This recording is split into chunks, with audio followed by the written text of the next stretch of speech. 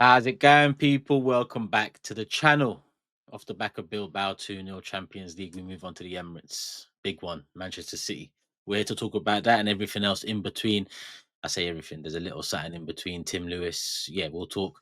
Hit the like button, make sure you are subscribed. Love for the love as always. And I mean that as always, because yet again, the support has been mad.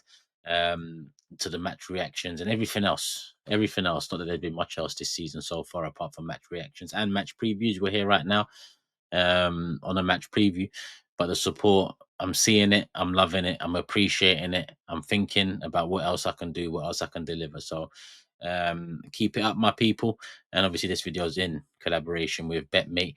If you don't know, it's fantasy football. You play against each other. It's not the bookies. There's a free prize pot. Scan the QR code, find out more. I'm going to get into that later. But yeah, Manchester City. And like I said, before we get into that one, there's a little something in between.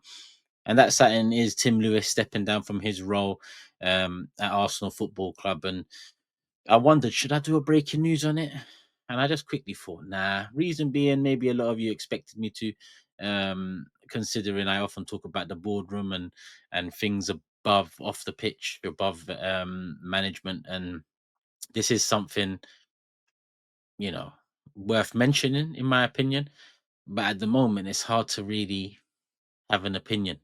You know, Tim Lewis has been a part of the club for a while. He's, Stan Kroenke's man.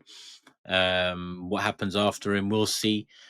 Richard Garlick has stepped into his position, and overall, I know a lot of people are talking about the age generally. Josh Kroenke taking more interest, more hands-on approach moving forward.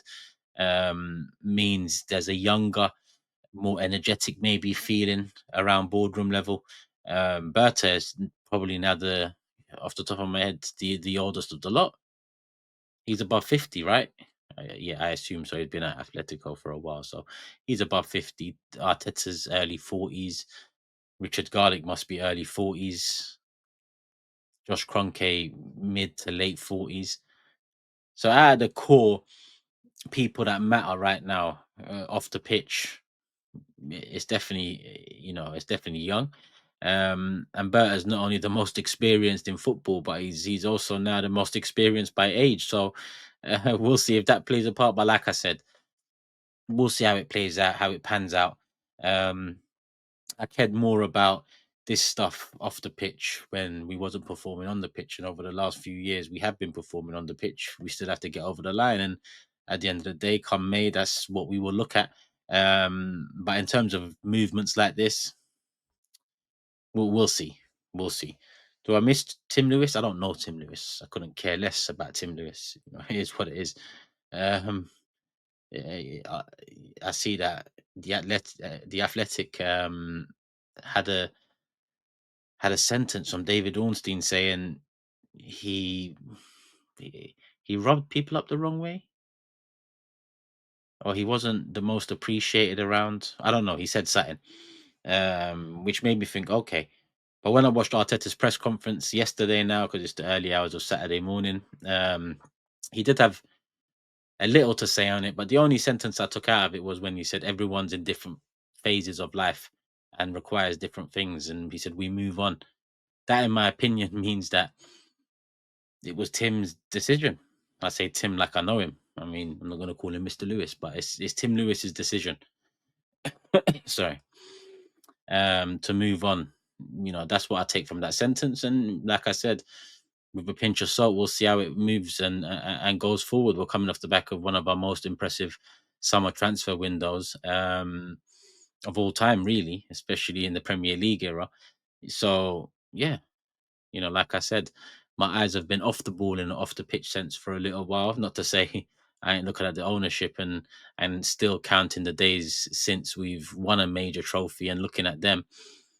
So regardless of Josh taking a more hands-on approach or not, I couldn't care less. He and his dad are the owners of the football club. So all of that to me, miss me with it. But here I am. I've talked about it for about 5 minutes now. Apologies, people, because I know this is about the game, but you know, sometimes people expect me to talk about these sort of things, and now I have. But moving on to the game stuff, like I said, I watched Arteta's press conference. I watched Pep's press conference as well. I don't often watch both managers' press conferences, but for this one, it makes sense, right? Not only is it Big Six, there's a relationship there, and um, it was interesting. It was interesting. Pep thinks very highly of Arteta, something we've known for a long time. Thinks very highly of our squad, unless you think he's playing mind games. Uh, and yeah, it was an interesting one. But the takeaways are from Mikel Arteta's press conference. I didn't really take anything away from Pep's that I feel needs discussing or delving into. It's more about Mikel and what he's thinking, the injury news, his thoughts on Man City, and whatever else in between. Hit the like button, people. Make sure you are subscribed before we get into that. I remember I told you video is sponsored. You've seen the QR code popping up, popping out, and all about. This is why. Before we get back into that, let's get into this. It's game week 5. It's City at the Emirates, and it's time for BetMates Fantasy Picks. If you don't know, get to know. QR code is on the screen. Link is in the description. It's in the comment section too. It's fantasy football weekly. Every single game week you can play. And with the code TurkishLDN-05, there's a free £100 prize pot up for grabs every single week, including this week coming. So let's have a look at who might have picked up the top jackpot for last week. It's Aaron. Okay, big up Aaron, PNK, and Andgar make up the top 3. But forget about last week. Let's get into this week. So, like I said, search pot code TurkishLDN-05 and it'll bring up this page here. You pick your team. Easy for me. Goalkeeper David Raya is keeping his spot. Oh, Gabriel's always got to go in for me. Zubamendi picked up 13, but I think Rice is due. Oh, Eze's there. Rice is due a game. I'm gonna go with Rice. Gyökeres straight in, no messing about there. Oof, it's City. Haaland on fire. I'm just gonna go Noni. I think against Nico O'Reilly, he's got something. Midfield, I've got to pick a City player. Reinders, he started off on fire against Wolves, but you know what? Let me go with Eze. Let me go with Eze, and then I'll pick a Kusanov, Diaz. I'm just going to go Kusanov. Doesn't really matter to me. I'm focused on the Arsenal players. You pick the bench, you click save, and from there you see this page here. You click join for free, and when that's done, you get the green tick. And once you get that green tick, people, you know you're signed, sealed, delivered for that game week. Play along. Join the club. TurkishLDN-05 is the pot code, but before that, you got to download the app, scan the QR code, click the link in the description, and show BetMate some love. There you go, people. Free to play. It ain't the bookies. It's against each other. I'm in the league. There's a few of us there playing consistently, so it's there for you. It's there for us. Fantasy football. If you want to take part, take part. £300 prize pot up for grabs. Between the top 20 finishes, I believe. So yeah, get involved, people. And let's get into the press conference stuff. Injury news: White, Saka, and Odegaard to be assessed tomorrow, but he mentioned they haven't took part yet in training this week, which ultimately makes me believe if he's telling the truth, they won't be playing a part.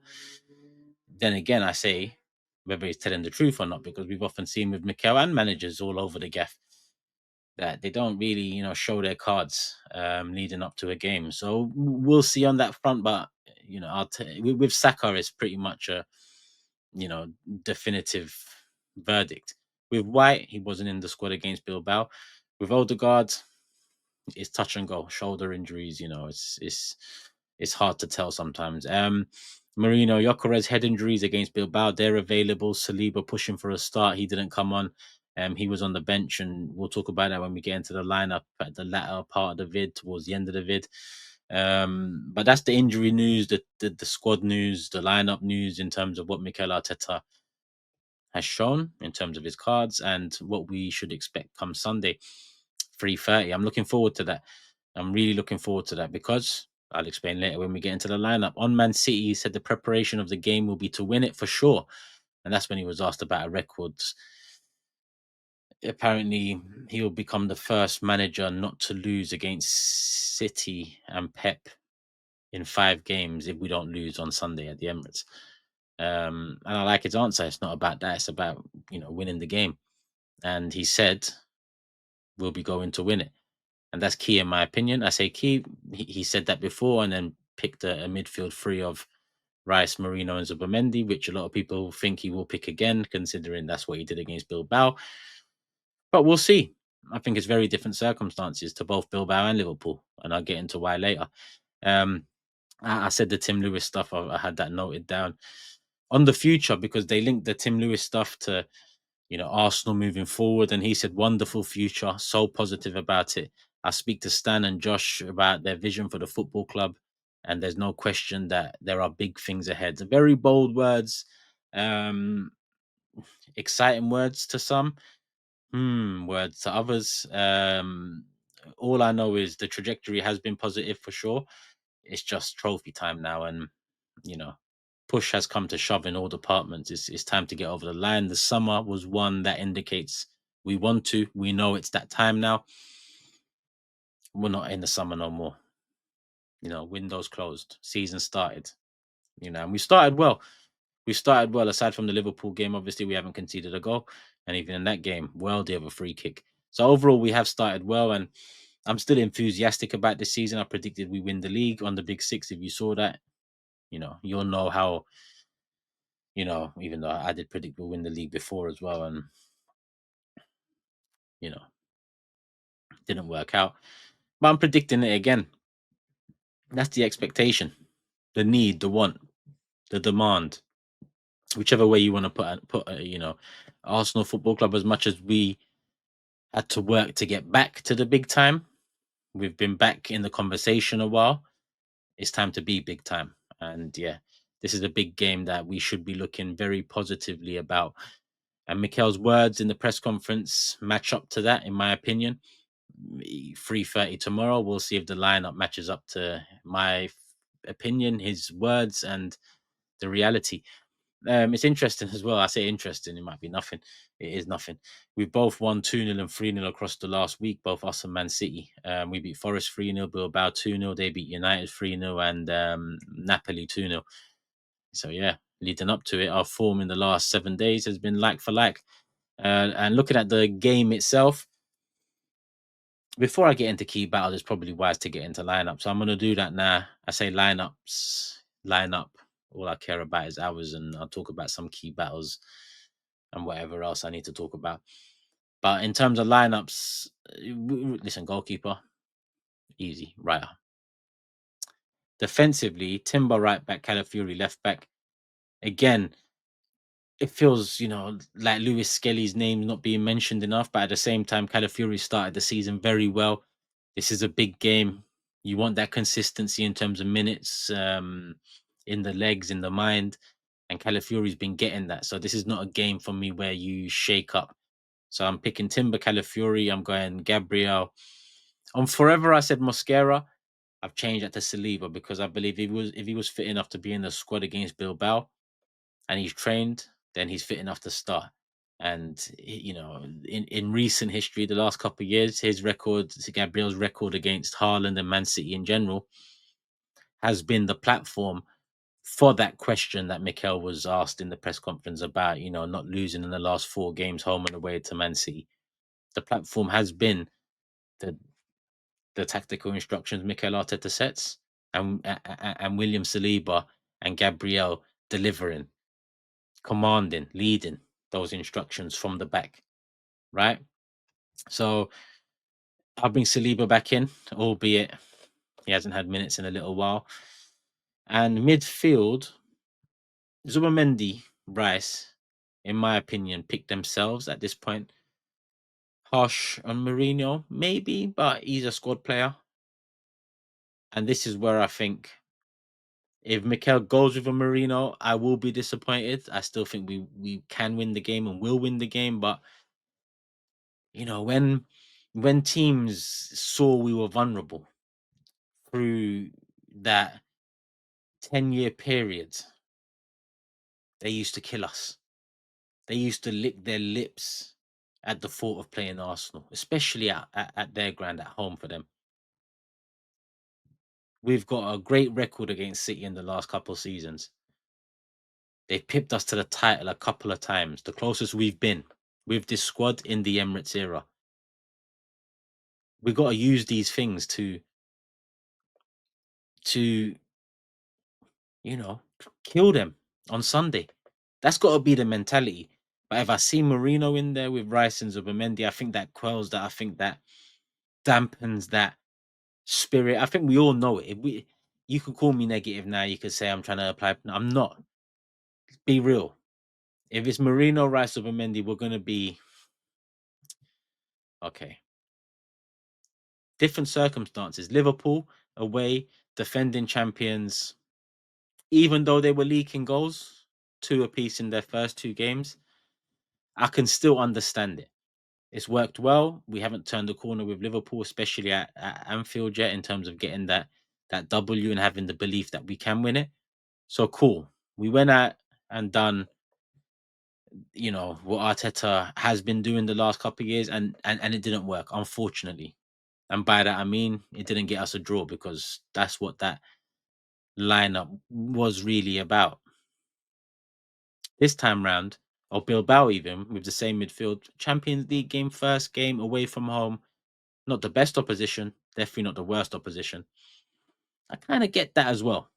I can get it. I still think we win that game with Nwaneri starting in the 10 potentially, but we don't know now. We know we won it the way we won it. And that actually took subs coming off the bench, because from open play, we wasn't the most creative, which is the impact that picking that midfield three has, in my opinion. It's still not, we are still not, in terms of the whole team, flowing enough from defense to attack. I don't mean defensive unit and dealing with the threat of the opposition or nullifying and damping out fires. We're good at that. I mean the attack, from defense to attack. When you are in a period where you're scoring goals and you're just killing teams in various ways on the counter, transition, build up, control at times. It's different ways. So for me, Man City at the Emirates, we've turned that corner that we haven't with Liverpool. It's not the Champions League game week 1 away from home at a difficult place. It's Man City at the same place we beat them 5-1 last season. I think I think we try go up a gear here. If that was gear 5 last season, 5-1, let's get that, gear 6 in play. Let's get that sports mode on. Let's ramp it up a little bit, because like I said, maybe this is PTSD from getting, ragdolled left, right, and center throughout that 10-year period from various clubs, full stop. But it'd be nice to see. You know me. Every time we lead up to a Man United game, I talk about that 8-2, and I need something back. I need that clap back, even if it is 15 years later, when it was 20 years later, however long it's been. I need that clap back. With City, they haven't had an 8-2, but yeah, we was light work for them for a little while. So we've done the hard work and getting the belief back, getting the know-how, the ability, the quality to beat these sides, the sides that we were trying to catch up to.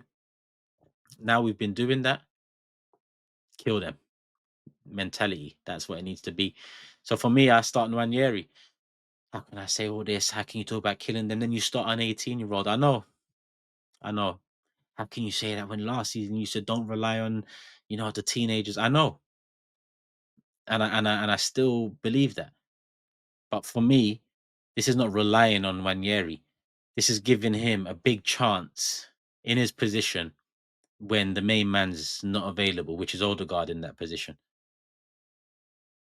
I can understand it against Liverpool. I can understand it somewhat against Bilbao. I wouldn't understand it against Man City. Does it mean that I turn off and I'm No, like I said, I believe Merino, Rice, and Zubimendi still wins the game for us. It'd just be nice to see a little mentality shift. If there is to be one, we'll find out. Like I said, 3:30. I'm eagerly anticipating 3:30 p.m., let alone 4:30 p.m. Main battles for us in terms of trying to get something from the game. Well, I say get something from the game, win 3 points. Looking at Man City, I'd probably say O'Reilly. He's not a fullback. Not too sure what he is. He's okay. But Madueke is on a bit of form, and I think Madueke needs a goal. He needs an assist. So I'm gonna say Madueke gets something against City. I'm gonna say Madueke gets something against City, and then in my match reaction, I've got hella comments telling me to apologize because I had it last week and he didn't even score or assist. Played very good though. I'm not gonna lie. I said that in the same video. They're trying to get onto me on. But I think Madueke gets something against City.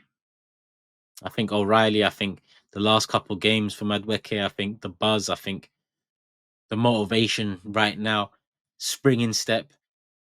Yeah, I think it's time as well. Perfect timing. Man City, Madueke, Riley, Eze Kusanov. I think that. Listen, Kusanov's got something about him. Interesting player in terms of how he develops. Right now, still very raw, still vulnerable at times. I think Eze can get at him. I think Eze can beat him. Kusanov's got pace. He's physical.